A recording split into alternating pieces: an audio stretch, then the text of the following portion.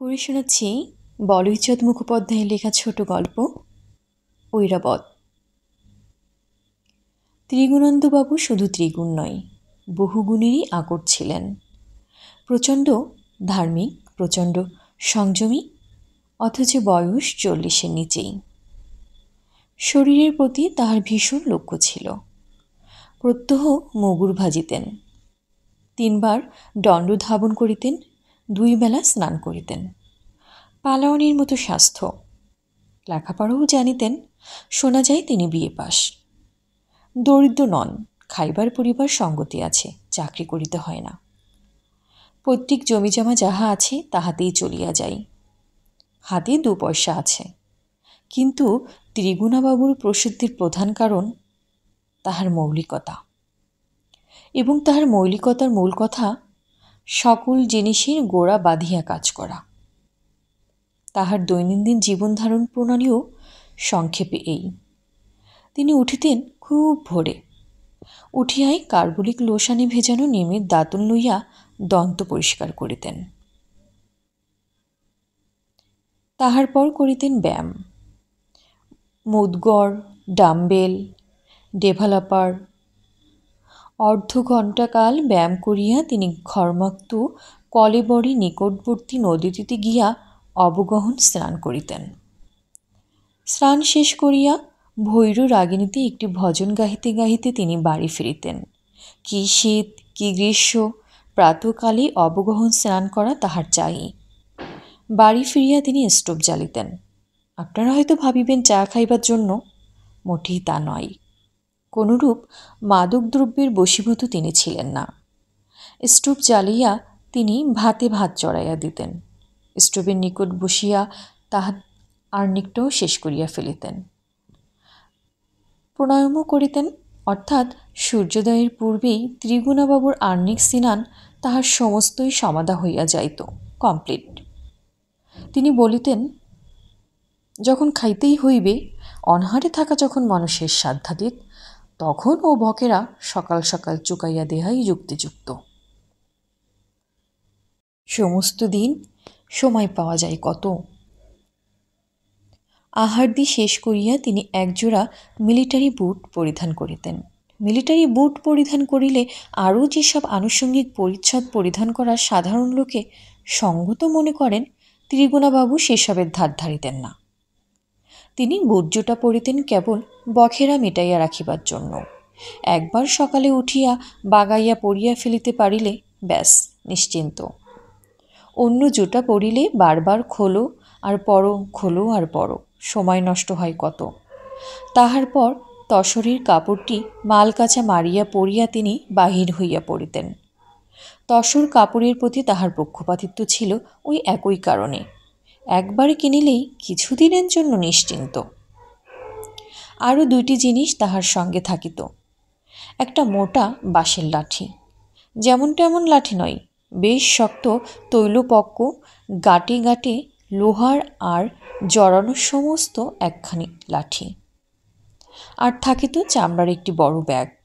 Post অফিসের পিয়নরা সাধারণত যে জাতীয় ব্যাগ কাঁধে ঝুলাইয়া চিঠি বিলি করিয়া বেড়ায়, সেই জাতীয় একটি ব্যাগ। ব্যাগটি তিনিও কাঁধে ঝুলাইয়া লইতেন। ব্যাগটিতে তাহার টুকিটাকি নানা প্রয়োজনীয় দ্রব্য থাকিত, যথা কপিং পেন্সিল, একটি বাঁধানো নোটবুক, শুকনো খেজুর, টিনচার, আয়োডিন ইত্যাদি। ইহা ছাড়া মাথায় তাহার একটি টোকা থাকিত, যে টোকা পরিয়া কৃষকরা মাঠে চাষ করিয়া থাকে। রৌদ্র বৃষ্টি নিবারণকল্পে বেশ মজবুত গোছের একটি টোকা ত্রিগুণাবাবু কৃষকদের দ্বারাই প্রস্তুত করিয়া লইয়াছিলেন। ছাতার বখেরা মেটাইয়া গিয়াছিল। সর্ব বিষয়ে গোড়া বাঁধিয়া এবং বখেরা মেটাইয়া কাজ করাই ত্রিগুণাবাবুর বিশেষত্ব। দাড়িগোঁফ সম্বন্ধেও তিনি বকেরা মেটাইয়া ফেলিয়াছিলেন, অর্থাৎ তাহাদের উপর হস্তক্ষেপ করেন নাই। তাহারা মনের আনন্দে বাড়িয়া তাহার মুখটো বটেই বুক পর্যন্ত ঢাকিয়া ফেলিয়াছিল। ত্রিগুণাবাবু জামা পরিতেন না। প্রশ্ন করিলে গোছা গোছা ঝাঁকড়া ঝাঁকড়া ভ্রুর অন্ধকারে অবস্থিত তাহার ছোট ছোট চক্ষু 2টি হাস্যদীপ্ত হইয়া উঠিত।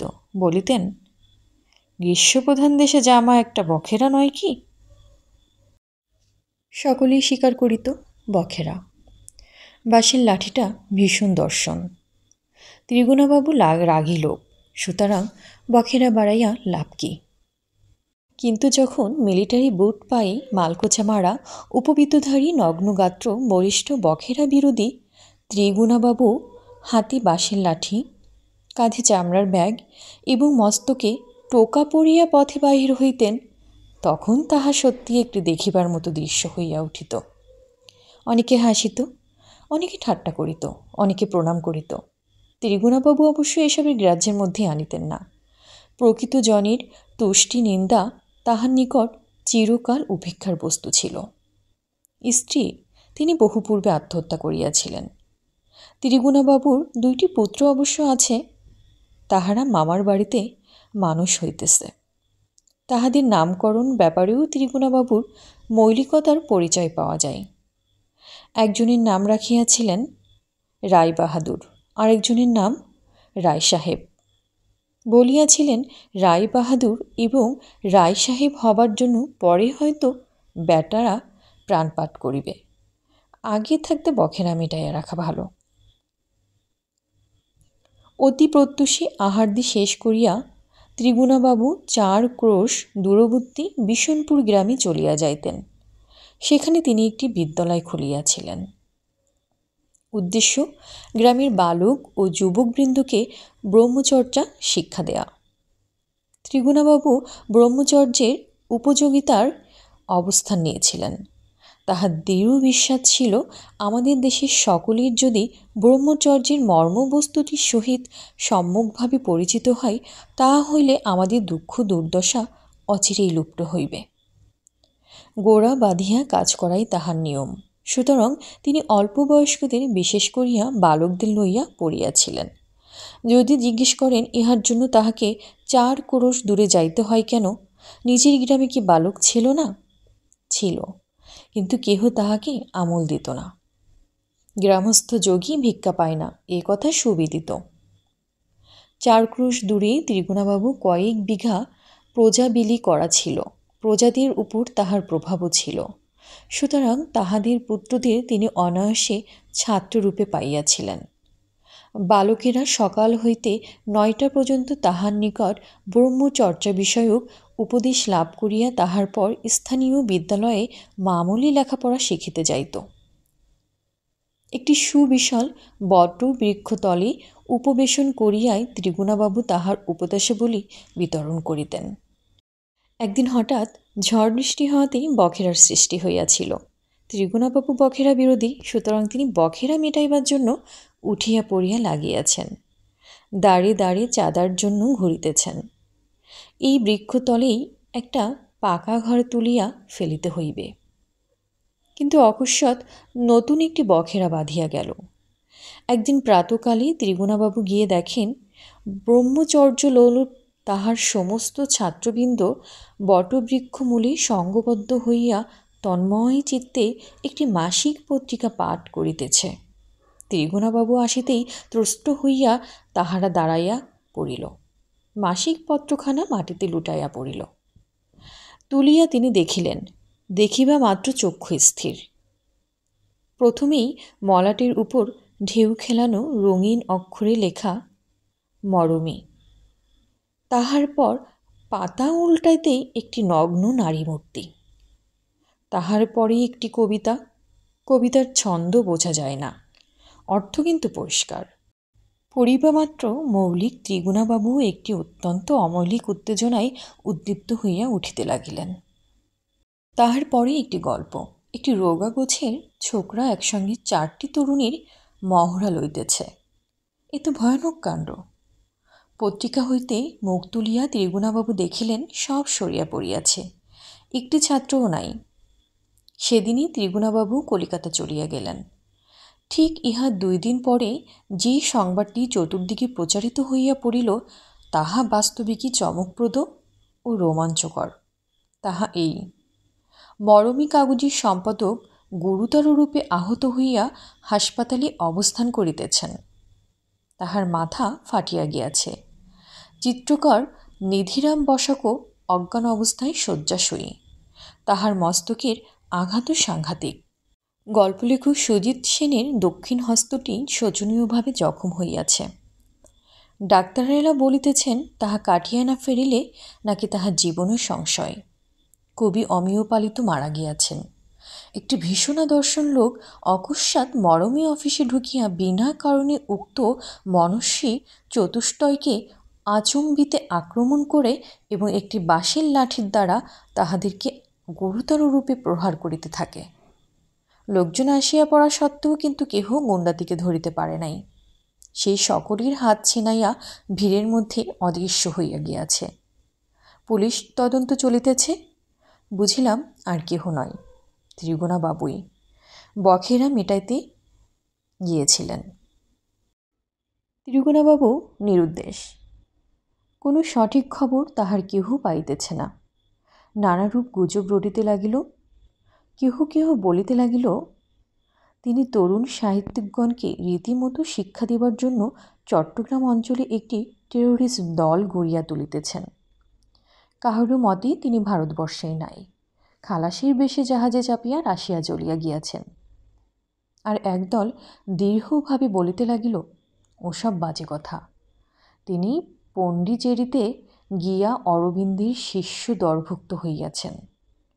এইরূপ নানা কথা। লোকে কিন্তু এক কথা বেশি দিন বলিতে চাহে না।